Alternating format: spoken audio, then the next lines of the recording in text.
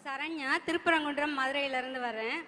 நான் வீட்டுக்குள்ளே இருந்த ஒரு பொண்ணு. என்னோட நேட்டிவ் தேனி. 4வது பொண்ணு நான். வீட்டுக்குள்ளே இருந்தேன். எல்லாத்துக்குமே அப்பா தம்பி அப்படின்ட்டு அவங்களவே எதிர்பார்த்துக்கிட்டு இருந்தேன். நான் ஒன்றுமே செய்ய மாட்டேன். ஒரு 10க்கு 10 ரூம் இருந்தால் போதும், ஒரு புக் இருந்தால் போதும்.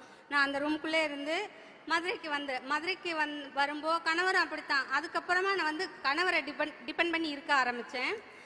அதுக்கப்புறமா என்னோட வீட்டுக்கு பின்னாடி தான் சாய் ட்ரைனிங் சென்டரில் தான் அவங்க தான் சொன்னாங்க, தமிழ்நாடு அரசு வெற்றி நிச்சயம் மூலமாக நீ படிப்பா, முன்னாடி போ அப்படின்னு சொன்னாங்க. அப்போ பிராட்பேண்ட் டெக்னீஷியன் அப்படிங்கிற கோர்ஸையும் எனக்கு கொடுத்து முடித்த உடனே 98% நான் ஸ்கோர் பண்ணேன்.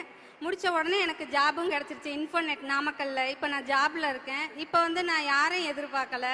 சென்னைக்கு இது என்னோட முதல் பயணம். சென்னைக்கு முதல் முறையாக வரேன். நானாக தனியாக வரேன், யாரும் இல்லை. அப்பாவோ தம்பியோ இல்லை என் கணவரோ யாரும் இல்லை. நான் தனியாக வரேன். இப்போ என்னென்னா பிங்க் பஸ் மிஸ் பண்ணிட்டா கூட பரவாயில்ல, நான் ஆட்டோவில் போகிறேன் அப்படின்னு சொல்கிற அளவுக்கு இருக்கேன். தமிழ்நாடு முழுக்க நாங்கள் ஜாலியாக சுற்றிட்டு இருக்கோம் சார். ரொம்ப நன்றி. இது மட்டும் இல்லை, எல்லா இதையுமே நான் அனுபவிச்சுட்டேன். பிகாஸ் நான் டெலிவரி கொண்டு நான் வெளியில் போக மாட்டேன் அப்படிங்கிறனால இப்போ ஆரம்ப சுகாதார நிலையம் எல்லாம் பக்கத்துலேயே இருக்குது, ஏரியாக்குள்ளே இருக்குது. நானாக போனேன் அப்படிங்கும்போது அதையும் நான் யூஸ் பண்ணிக்கிட்டேன்.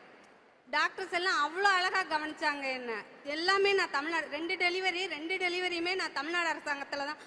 அவங்க என்னையவோ என் கணவரையோ விட அவங்க என்னை நல்லா கவனிச்சுக்கிட்டாங்க.